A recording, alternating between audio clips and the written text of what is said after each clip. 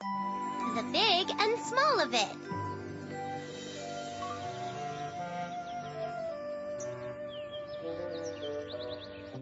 Okay, Mom, we won't be long. And please be careful. Okay. Mimi? Huh? Is something wrong, girls? It's really strange, Mom. My shoes feel really small. Yeah, I can hardly get my foot in. They're too small for you? Maybe we should go out and buy you some bigger ones. If you'd go playing in the park with those on, you could really hurt your feet. And you wouldn't want that to happen, would you? Oh, that's okay, Mom. Don't worry, we'll be fine. Okay, but if your feet start hurting, you'll come right back home, okay? We'll be okay, Mom. We're just going to run around the park for a while. We'll be right back. Well, fine. I hope you're okay.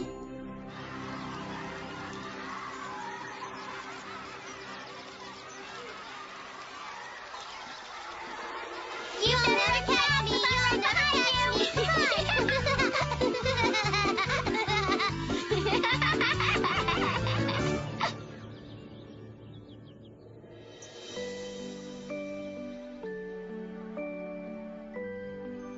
What's the matter, girls? You look like something's wrong here. Their feet are very sore. Their feet are sore? Well, now, how did that happen? We were running around in the park, but I guess our shoes were just too small. Mom said we shouldn't do it, but it was warm and sunny and we were having so much fun. But then why would you run so hard like that if your shoes were too tight? They're our favorite. They're the very best shoes for running. It's true, Dad. We always liked them, but they're too small. Oh, yes, I guess it's time and all, and you two are getting bigger. What? We didn't do anything. The shoes are getting smaller. They're getting bigger, Dad? I don't feel any bigger. Oh, but you are. Shoes don't change sizes. It's your feet that are getting bigger. Soon you won't even be able to fit them at all.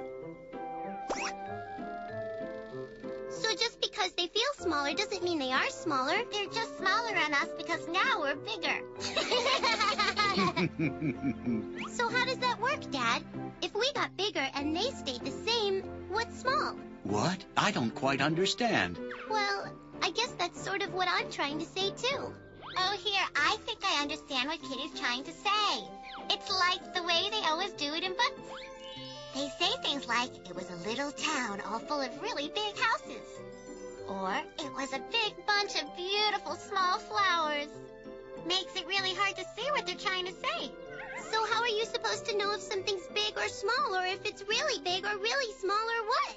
Well, I must say that's a very good question. In fact, it's such a good one that I'm not sure I know quite how to answer it. Well, it all depends on the person. To say something's big or small really has a lot to do with who's looking at it, you see? Here, I've got it. Maybe this can help. Think about this. Upstairs in your room, you both have lots of clothes that fit you just fine. But what if your mom tried them on?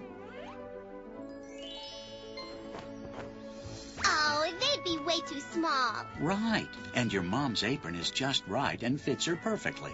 Oh. But on me, it's way too big.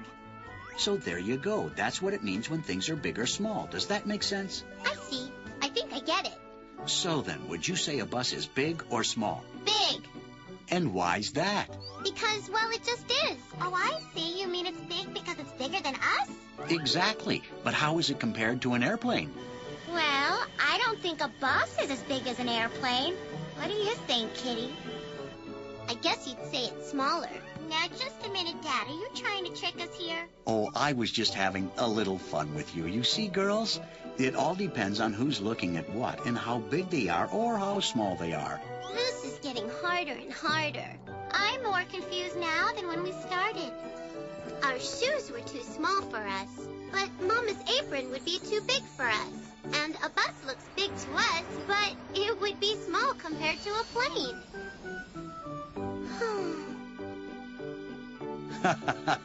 Oh, here, don't worry. You'll figure it out. How do you know what it is when you see something? It could be a big house or a small bus.